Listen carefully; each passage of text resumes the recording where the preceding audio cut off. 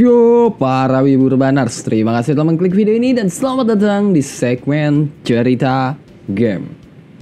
Nah, kayak biasanya ya di segmen ini gue bakal bawain cerita side story dari game Kagejitsu lagi, yang ya ceritanya itu cuma ada di dalam gamenya doang, nggak ada di LN dan nggak ada di komiknya, apalagi di animenya udah nggak bakal masuk gitu. Tapi ya cerita yang ada di dalam gamenya itu juga masuk ke canon cerita, jadi ya itu nyambung gitu ke LN-nya. Tapi ya sebelum mulai ke pembahasan cerita Kagejitsu, kalau lu mau dukung gua gitu kan, lu bisa traktir gua kopi hitam di Traktir ID, yang linknya gue taruh di deskripsi. Atau kalau lu mau dukung gua tapi pengennya bayar pakai pulsa, lu bisa gabung ke membership Warga Isekai. Dan ya kalau lu gabung lu bisa akses lah konten eksklusif yang gue bikin, yaitu 2 cerita original buatan gue sendiri, yaitu Isekai no Shiroi Ansatsu Saga Uji Sama Ninaru dan The Zero Esper, sama 1 cerita fanfiction DxD yang berjudul High School DxD Phantom Ballet.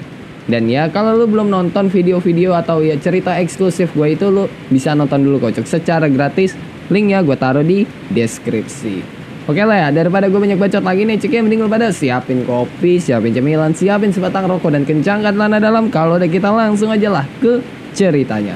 BTW sebelum gue cerita nih ya, sorry banget nih kalau misalnya ada suara bising gitu ya, karena ya ini lagi hujan cok. Dan kamar gue nggak kedap suara gitu, karena kamar gue lantai 2 dan langsung ke atas, langsung genteng gitu. Jadi ya sorry banget lah kalau ada suara berisik ya, semoga aja suara gue kedengeran ya cek. Cerita dibuka dengan Beta yang ngasih laporan ke Alpha soal bisnisnya Gamma di ibu kota Midgar. Pertama ya bisnis fashion, dan kedua adalah bisnis makanan cepat saji McDonald. Yang keduanya ya lagi masa bagus-bagusnya gitu. Dan ya sebenarnya McDonald itu nggak bisa dibilang bisnisnya Gamma ya, karena ya yang mengelola itu adalah Zeta. Nah, pendapatan yang didapat sama si siapa Gamma itu pendapatannya sampai 20 juta zeni, yang ya udah melampaui standar pendapatan perusahaan-perusahaan lain lah. Yang kalau dirupiahin gue nggak tahu sih perkiraannya berapa ya, karena gue sendiri nggak tahu gitu. Karena kalau mau dirupiahin kita dari 25 juta zeni kita harus ke yen dulu nih, karena kan yang bikin orang Jepang. Nah dari yen baru kita harus ke rupiah. Jadi ya gue nggak tahu nih perkiraan bersihnya itu berapa. Yang jelas ya melampaui standar pendapatan perusahaan lain lah. Terus bisnis fashion yang dibangun sama Gamma itu juga disukai sama banyak bangsawan, dan ya mereka juga berencana gitu kan buat ngebikin fashion untuk cowok. Jadi ya nggak cuma cewek doang, karena ya selama ini mereka baru bikin produk cewek nih, mereka belum bikin produk cowok. Abis itu Alpha nyuruh Beta buat mencari sumber informasi baru tanpa harus membongkar keberadaan Shadow Garden, karena ya Beta itu kan ngerasa dia nggak ada kontribusi besar nih di Shadow Garden, kerjaan dia cuma duduk di meja gitu-gitu doang gitu kan. Makanya ya Alpha nyuruh itu, soalnya Beta sendiri gitu yang minta pekerjaan ke Alpha. Dan ya menurut Alpha, Beta itu punya keahlian di analisis informasi, karena ya sejauh ini informasi yang dikasih Beta nggak pernah ada yang distorsi. Jadi nggak ada tuh distorsi informasi itu, jadi informasinya jelas arah dan tujuannya. Setelah itu cerita berpindah ke Beta yang lagi jalan-jalan di Lindun. Nah, buat yang belum tahu soal Lindun, Lindun itu adalah salah satu kota yang berada di wilayah kerajaan Midgar. Ya, simpelnya kayak gitulah. Jadi ya, Lindun itu bukan ibu kota kerajaan Midgar, melainkan cuma salah satu kota di kerajaan Midgar.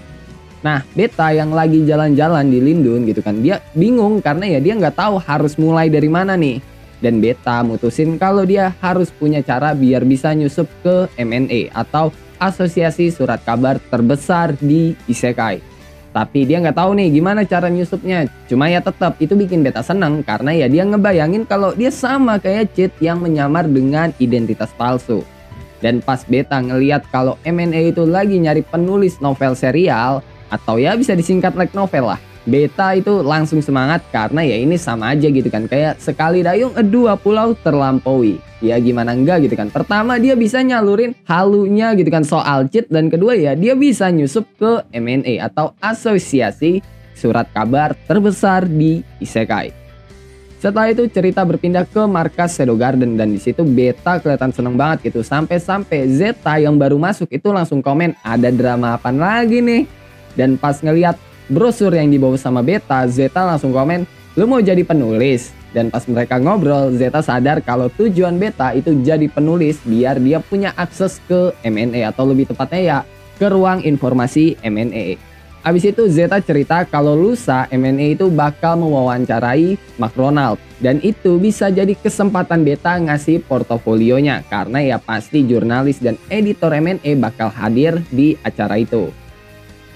Setelah itu cerita berpindah ke hari lusa soal MNE yang mewawancarai McDonald. Dan ya Beta yang ada di situ itu kelihatan nervous banget gitulah.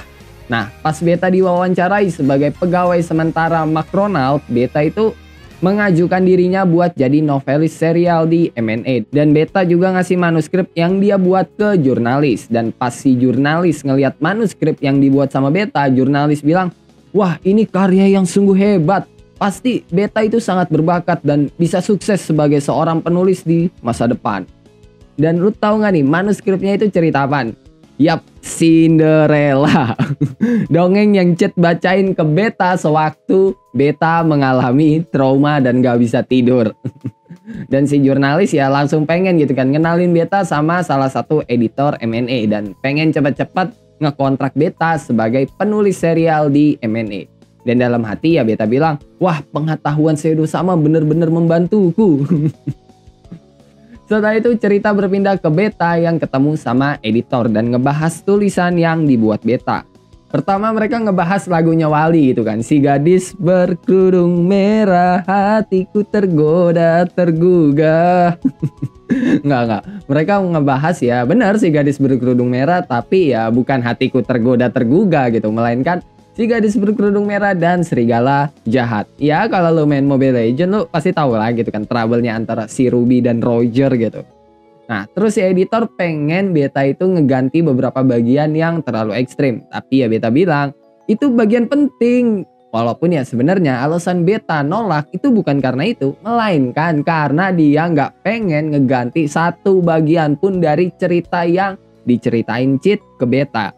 Ya agak ekstrim juga ya gitu ya. Cid ngasih dongeng sebelum tidur ke Beta make cerita si gadis berkerudung merah dan serigala jahat. Yang ya jujur aja itu cerita yang cukup horor anjir buat anak kecil.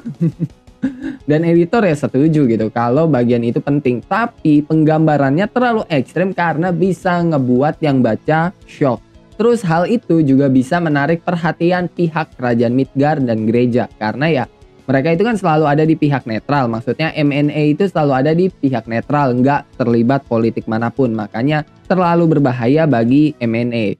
Terus mereka juga ngebahas plot dari Spider-Man Eater. Yang ya terlalu dibuat-buat lah. Terutama bagian peliharaan si MC yang pasti menang 100%.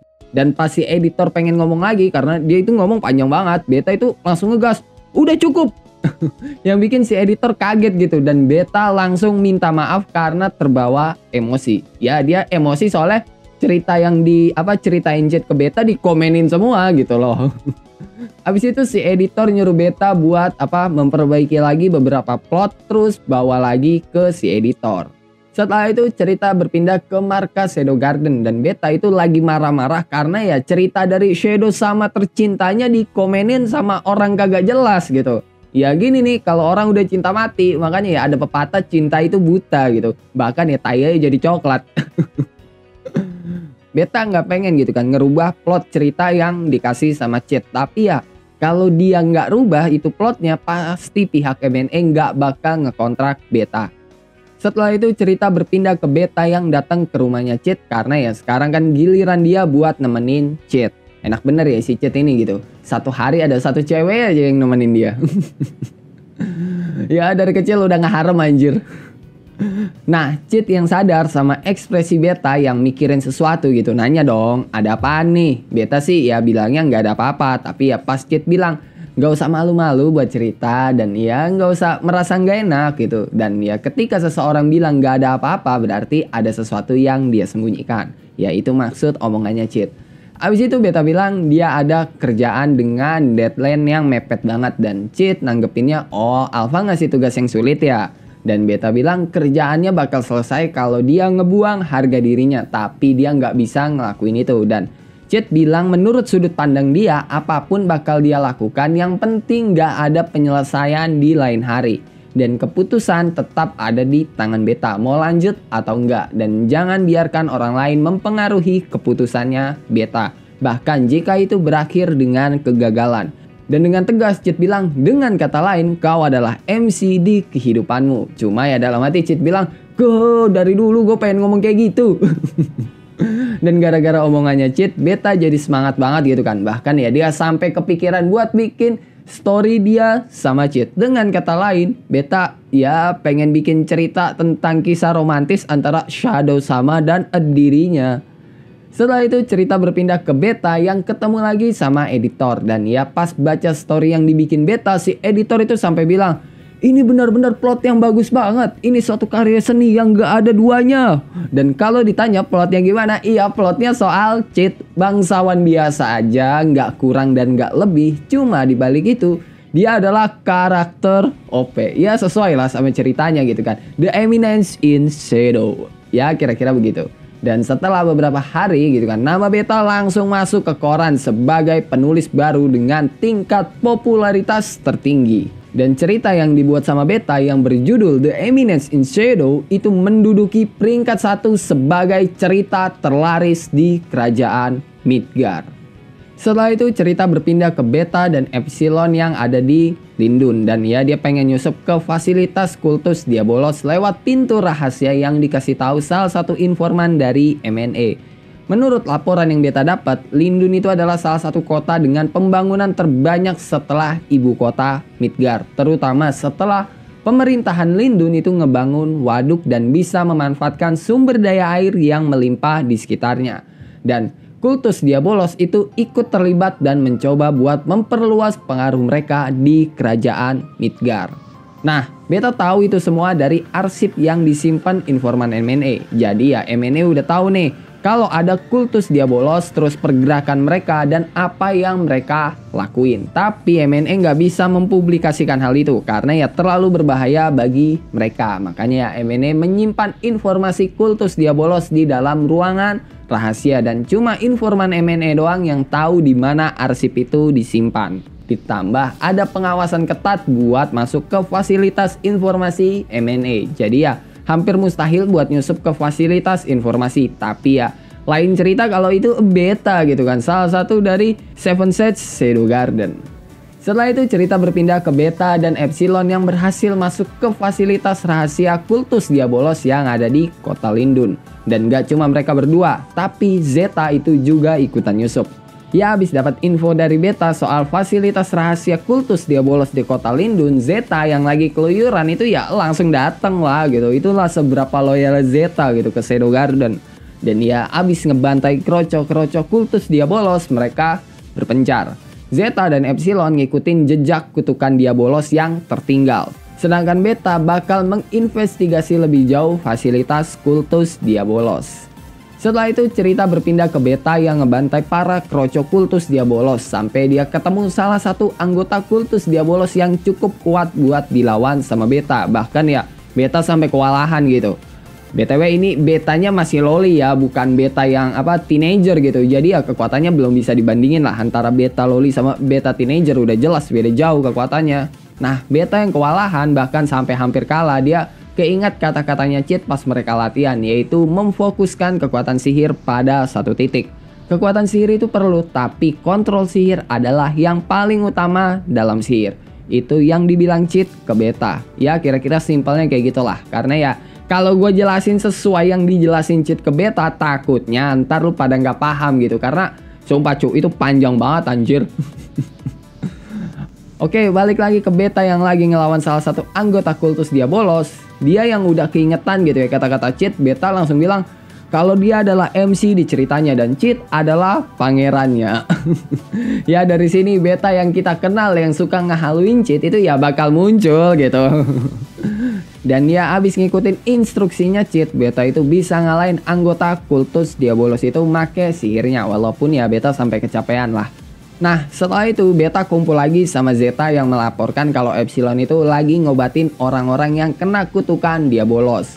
Dan Beta itu berniat buat menyelidiki musuh yang tadi dia lawan. Karena ya kekuatannya itu nggak masuk akal gitu. Udah ada di atas standar kultus Diabolos yang biasa mereka lawan. Dan kemungkinannya itu orang gitu kan, itu ada hubungannya sama gereja. Karena kekuatannya mirip kayak Paladin menurut Beta. Setelah itu cerita berpindah ke beta yang melaporkan segala hal yang terjadi di Lindun ke Cid. Nah pas Cid denger semua ceritanya beta, Cid ngebatin dari dulu beta itu emang suka gitu ya cerita-cerita kayak gitu. Jadi yang paling enak diajak main skenario ya beta. Padahal ya Cid nggak tahu kalau itu beneran bukan skenario. Abis itu beta ngelaporin soal pertempurannya yang bisa menang berkat omongannya Cid, dan dalam hati Cid itu ngebatin ya titik fokus sihir itu adalah hal baru di dunia ini. Lagian ya Cid tahu itu dari anime. Dan pas Cid nanyain soal kerjaan yang lagi dikerjain beta, beta malah jadi malu-malu gitu dan gak mau cerita. Yang gue yakin Cid ini kagak baca koran gitu, karena informasi soal beta atau Natsume itu ada di dalam koran. Tapi ya Cid gak mau maksa juga gitu, gak mau maksa beta buat cerita. Jadi ya Cid mah santai aja. Lagian ya nanti beta bakal ngomong sendiri. Dalam hati ya Cid ngomong kayak gitu. Dan oke lah, cukup sampai di sini buat cerita kali ini. Gimana menurut lo nih Cuk? Apakah ya set story bagian 4 ini menarik gitu kan? Coba tulis jawaban lo di kolom komen. Dan apakah pembawaan gue udah asik gitu? Yang ya jujur aja gue bawain ini pas tengah hujan gitu. Gue mikirin nih suaranya kedengeran gak ya? Suara hujannya masuk gak ya? Yang gue pikirin itu aja dulu gitu. Gue gak mikirin gimana cara baca gue. Yang penting suara gue masuk kagak nih. Karena gue udah seminggu ini gak upload gitu. Kampret emang. Kalau lu suka sama cerita kali ini, lu bisa tekan tombol like. Kalau lu nggak suka, lu juga boleh dislike. Gue nggak maksa lu kok, buat apa? Tekan tombol like dan jangan lupa ngopi hari ini. Sampai jumpa di video selanjutnya. Bye bye.